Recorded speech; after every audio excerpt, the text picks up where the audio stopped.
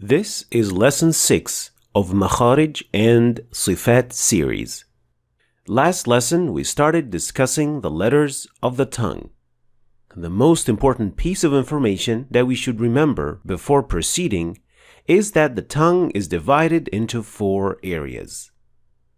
The deepest part of the tongue, which we discussed last lesson with the letters of Qaf and Kaf.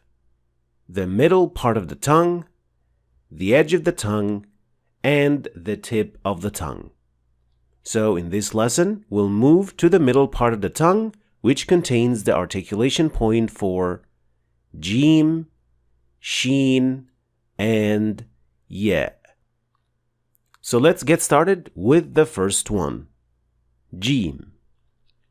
Jim is produced when the middle part of the tongue is raised, making contact with the hard palate. Remember, the 2 organs, the tongue and the hard palate, must be touching, otherwise the sound of Jim will be incorrect. Edge, edge, ja, faj, tajri, tajri. Notice, the sound of Jim in Arabic is a plosive sound, and this means 2 things. First, the sound is made by completely blocking the flow of air before it leaves the body and makes the sound. Second, the sound cannot be maintained or extended. Edge, edge. So once the sound is released, you cannot maintain it or keep it going. Moving on to the second letter, Sheen. In its technique, Sheen is very similar to that of Jim. So the middle part of the tongue is raised towards the hard palate. But there is one major difference. With Sheen, there is no connection or touching between the hard palate and the middle part of the tongue whatsoever.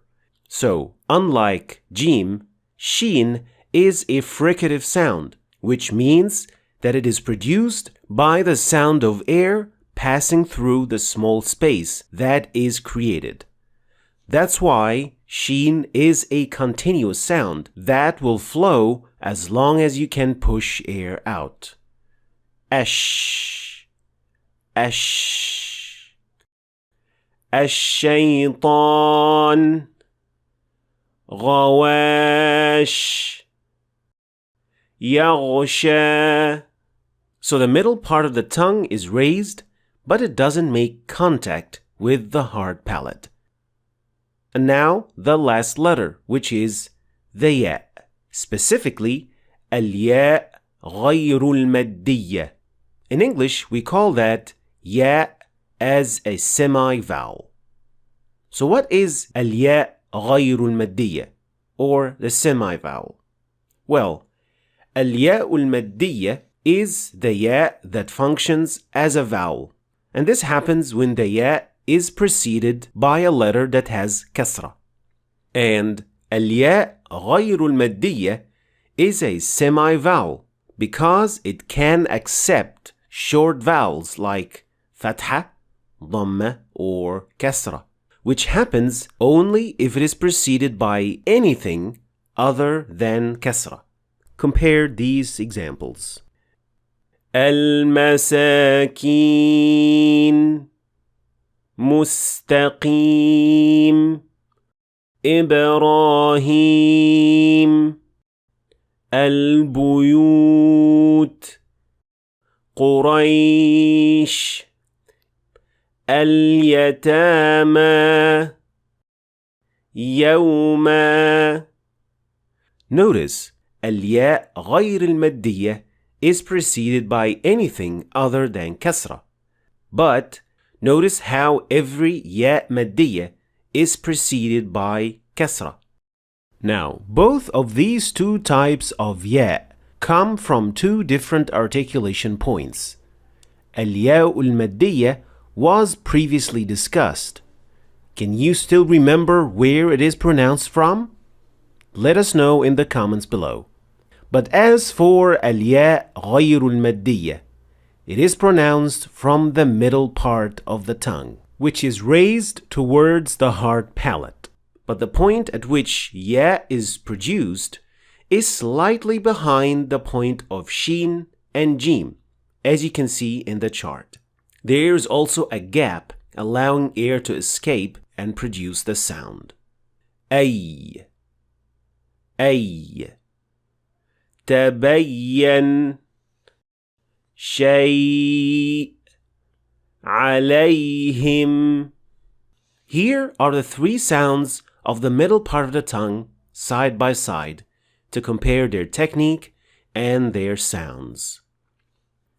أج أج أش أش أي أي.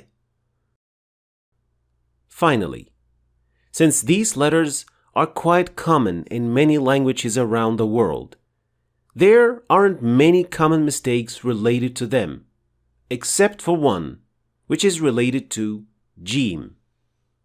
Some learners leave a little gap between the tongue and the hard palate, which turns the jim into a continuous fricative sound. Zzz. And this sound does not exist in the Quran at all. This mistake sounds like this. الجنة وجيء أجرهم أجرهم. And this is how they are supposed to sound like. الجنة وجيء أجرهم أجرهم. So these are the three sounds that are produced from the middle part of the tongue. Jim, Shin, الياء غير المادية. Thanks for watching. If you want to start reading and understanding the Quran in Arabic, then you should start your journey right here. And don't forget to check out my latest book, which goes perfectly with this free course. I'll leave the links for all of them in the description, so check them out. Thanks for watching, and I'll see you next time.